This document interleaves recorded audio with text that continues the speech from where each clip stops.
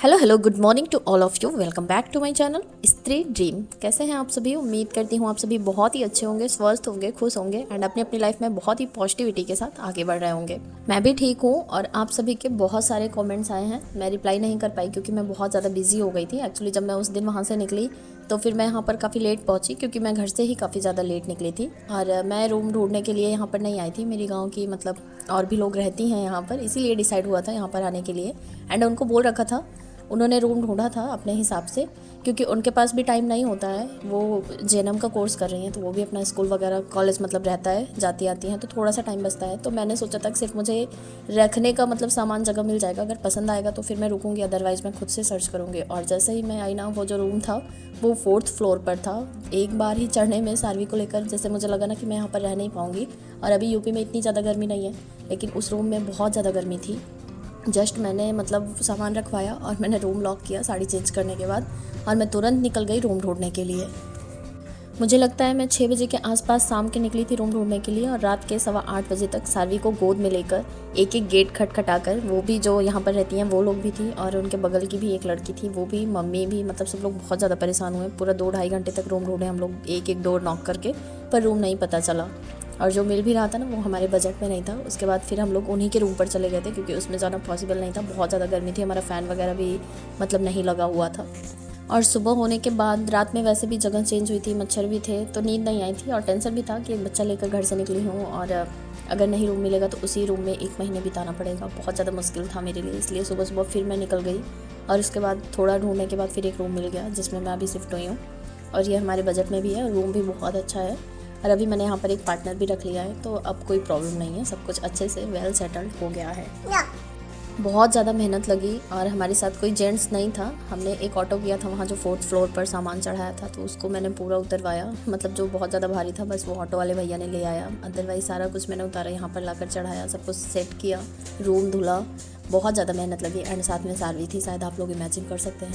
फिलहाल अभी सब कुछ अच्छे से मतलब मैनेज हो गया है, अब कोई प्रॉब्लम नहीं है। आप सभी मुझे पूछ रहे थे कि मैं इलाहाबाद आई हूँ या फिर बनारस आई हूँ, तो मैं इलाहाबाद भी नहीं आई हूँ और बनारस भी नहीं आई हूँ, क्योंकि मैंने पीछे ब्लॉग में आप सभी के साथ शेयर किया था कि दूर पड़ता है इलाहाबाद बनारस। पहले मैं इलाहाबाद रहती थी और ये जौनपुर में अभी आई हूँ, और इसका दिमाग में हम लोगों के नाम भी नहीं था, बट हमारे गाँव के कुछ लोग अब यहाँ पर शिफ्ट हो गए हैं, तो इसीलिए यहाँ पर मैं आई। और मेरे आने का बस इतना ही रीज़न है कि मैं मैनेज नहीं कर पाती हूँ चीज़ें। अगर घर पर मेरा घर सेपरेट होता तो मुझे पता है कि मैं वहाँ से भी कर सकती थी। एक्चुअली मैं बहुत मेहनत करती हूँ, मैं घर पर भी। ये जो मेरे नोट्स वगैरह उस दिन मैंने आप सभी को दिखाए थे ना, ये शादी के बाद के ही नोट्स हैं, क्योंकि शादी के पहले मैं बैंक की प्रिपरेशन करती थी, तो वहाँ पर जीएस से कोई लेना देना नहीं होता था। और शादी के बाद भी जब तक मैं इलाहाबाद में रहती थी तब तक भी मैं बैंक की ही प्रिपरेशन करती थी, तो फिर मतलब वही कि जीएस से कोई लेना देना नहीं होता था।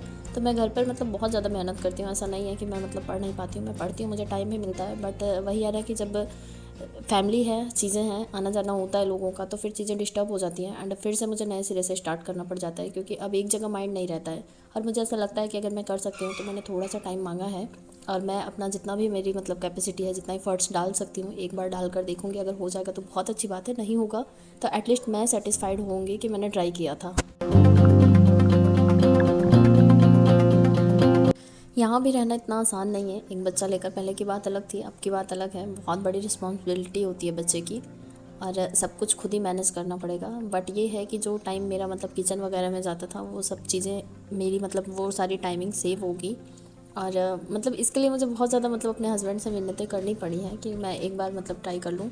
और मैंने घर से भी मतलब बहुत ज़्यादा मेहनत करी थी, तो उन्होंने देखा था और नहीं हो पाया। अभी सीटेट भी नहीं हो पाया, आरओ का भी मतलब एग्ज़ाम है, और आरओ के एग्ज़ाम से याद आया कि अब मैं आरओ पर फोकस नहीं करूँगी, मैं सीटेट पर फोकस करूँगी, क्योंकि उसका भी नोटिफिकेशन आ गया है। कल रात को मैं यही सोच रही थी कि दो जगह पर, वो कहते हैं ना, 2 नाव पे पैर रखो तो बीच में गिर जाओ।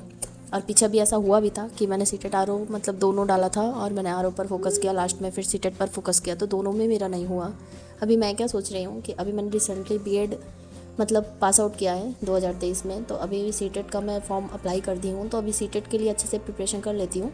सीटेट एक बार क्वालिफाई हो जाएगा तो ऑल ओवर इंडिया कहीं भी अप्लाई कर पाऊँगी, और उसके बाद फिर मतलब टीचिंग एग्ज़ाम पर भी मैं फोकस करूँगी। और आरओ का मैं इसलिए मतलब नहीं ट्राई करना चाहती क्योंकि यूपीएससी पीसीएस लेवल के सारे स्टूडेंट्स आरओ का एग्ज़ाम देते हैं, जिनका यूपीएससी वगैरह नहीं क्लियर हो पाता है, तो वो लोग साइड से डाल कर रखते हैं एंड मोस्टली वो लोग ही वो सारी सीटें कवर करते हैं। और as a housewife and एक बच्चे की मदर होने के साथ साथ इतना ज़्यादा मतलब डीप में पढ़ाई करना और इतने कम टाइम में पढ़ाई करना इतना इजी नहीं है। फिलहाल अभी मुझे जॉब की नीड है, तो पहले मैं एक टारगेट करके उसको अचीव करने की कोशिश करूँगी। जब एक टारगेट अचीव हो जाएगा उसके बाद देखूँगी कि अगर मुझे करना होगा तो फिर मैं इन सब चीज़ों के लिए ट्राई करूँगी। फिलहाल ऐसा नहीं है कि मैं एग्ज़ाम नहीं दूँगी, मैं आरओ का भी एग्ज़ाम दूँगी क्योंकि जीएस वगैरह तो मैं पढ़ूँगी ही। पर जिसने आरओ का एग्ज़ाम दिया होगा उसको पता होगा कि किस लेवल के क्वेश्चंस आते हैं और इतना आसान नहीं है इस तरह से ऐसे इतने बड़े बड़े सपने देखना। मेरे लिए तो नहीं है। अगर मतलब जिसको लगता है, जिसके पास ऑप्शन नहीं होता है, वो अपना पूरा एफर्ट्स डाल सकता है। मेरे पास ऑप्शन है एंड रिसेंटली मैं मतलब टीचिंग लाइन से जुड़ी हूँ, तो फिर मुझे ऐसा लग रहा है कि मुझे इस पर ही फोकस करके पहले अपने लिए एक जॉब सिक्योर कर लेनी चाहिए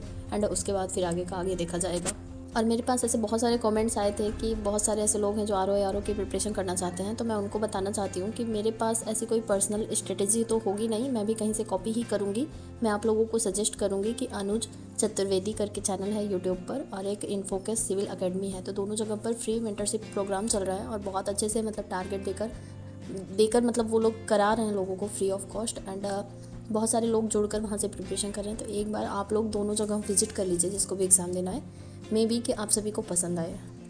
एंड जो लोग सीटेट वाले हैं वो लोग अभी मतलब अगर उनको लगता है कि खुद से पढ़कर हो जाएगा तो बिल्कुल ट्राई करें, और अगर नहीं लग रहा है ना तो सब लोग बैच परचेज़ कर सकते हैं, क्योंकि अभी मेरा भी ये 3rd टाइम है, तो फिर मैं भी नहीं चाहती कि मैं इधर उधर भटकूँ। इसलिए मैं अपनी मेरी एक फ्रेंड है उसके साथ पार्टनरशिप में मतलब बैच परचेज़ कर ले रही हूँ।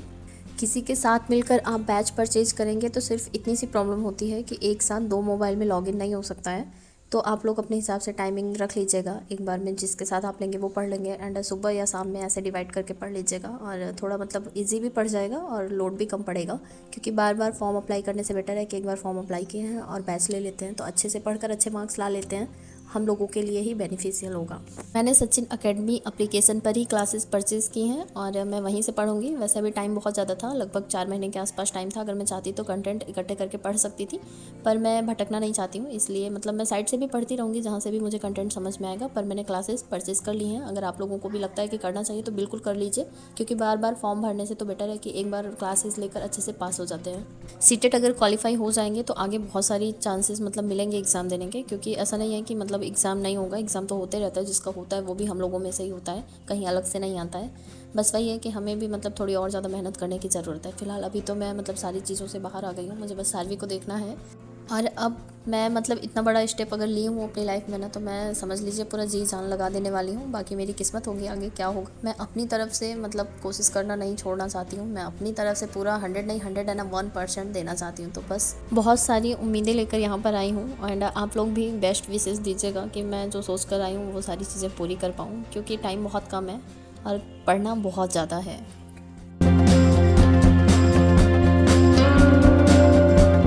वैसे टाइम तो मैं कोई फ़िक्स नहीं कर सकती कि इतने से इतने टाइम तक मैं मतलब डेली पढ़ ही पाऊँगी, क्योंकि मेरे पास बेबी है। पर मैंने इतना टारगेट रखा है कि स्टार्टिंग में एटलीस्ट मैं 8 घंटे एक दिन में पढूँ, चाहे जब पढूँ, छोटे छोटे टुकड़ों में डिवाइड करके।